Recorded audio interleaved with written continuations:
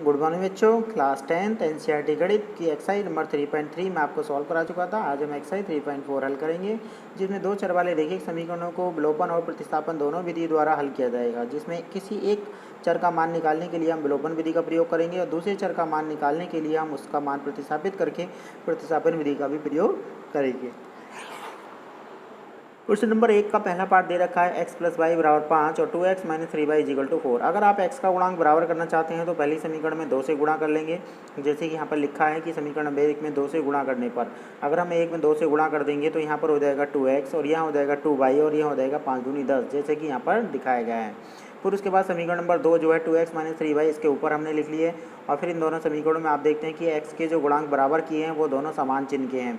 अगर दोनों minus minus हैं या फिर दोनों प्लस प्लस हैं, समान चिन्ह है, तो समान चिन्ह होने पर हम क्या करते हैं, घटाते हैं। तो समान चिन्ह होने पर हम सवाल में घटाएंगे। तो हमने घटाने पर क्या होगा, दूसरी वाली समीकरण के चिन्ह बदल जाएंगे। जैसे कि आप यहाँ पर देख रहे हैं 2x नीचे जो माइनस प्लस का था वो माइनस हो गया है, 2y जो प्लस था वो माइनस हो गया है, 10 जो है वो आपका प्लस था वो माइनस हो गया है। इस तरीके से अगर आप ध्यान से देखें तो 2x और 2x प्लस माइनस होने की वजह से कट जाएंगे और 3y प्लस माइनस होने की वजह से इसमें से आपस में आपके दोनों माइनस होने की वजह से जुड़ जाएंगे और माइनस ही रहेंगे। लेकिन 4 में से 10 घटाने का मतलब -6 है, तो y का माना जाता है 6/5। तो ये तो हमने निकाला विलोपन विधि से, जिसमें हमने x का विलोपन कर दिया। लेकिन अब प्रतिस्थापन विधि का मतलब है कि ये y का मान किसी भी एक समीकरण में हम प्रतिस्थापित कर देंगे।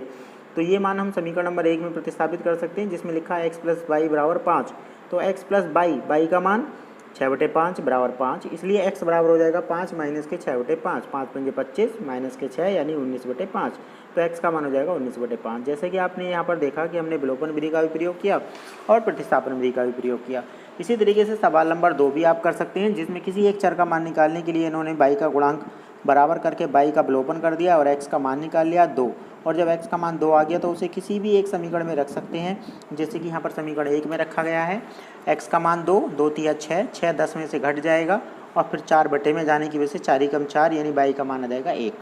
तो यहाँ पर x का मान विलोपन विधि से निकाला है और y का मान प्रतिस्थापन विधि से निकाला है।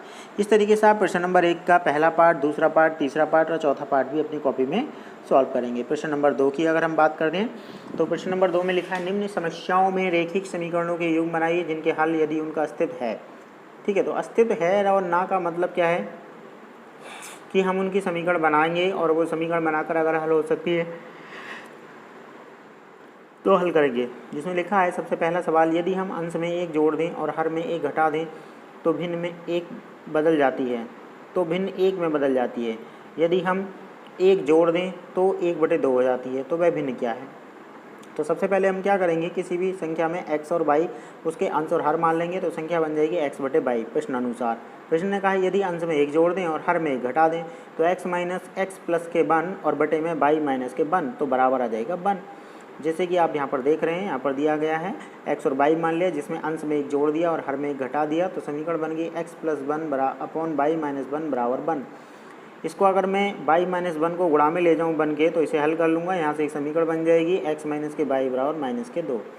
फिर दूसरे शर्त के अनुसार अगर हम देखें तो उसमें हर में 1 जोड़ दिया गया है और हर में 1 जोड़ने पर उसका मान 1/2 हो जाता है, इसलिए x/y + 1 बराबर x/y + 1 बराबर 1/2। इस समीकरण को हल करने पर हमें मिलेगा 2x = y + 1। आप चाहो तो यहाँ पर विलोपन विधि भी लगा सकते हो, प्रतिस्थापन विधि भी लगा सकते हैं।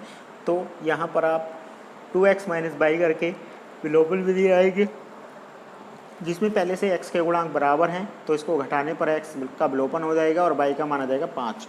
अब यह 5 मान किसी भी एक समीकरण में रख लेंगे और जिससे हमारा x का मान निकल आएगा। फिर लास्ट में हमें करना क्या है, हमें निकालनी थी संख्या जो थी x/y, तो x का मान बटे y का मान, तो संख्या हो जाएगी 3/5। इसी तरीके से दूसरे प्रश्न को आप पढ़ेंगे और यहाँ से इसके हल को समझेंगे, अपनी कॉपी में करेंगे। ठीक है, इसी तरीके से आप क्वेश्चन नंबर 2 के 3 से लेके 5th तक के क्वेश्चनों को सॉल्व करेंगे।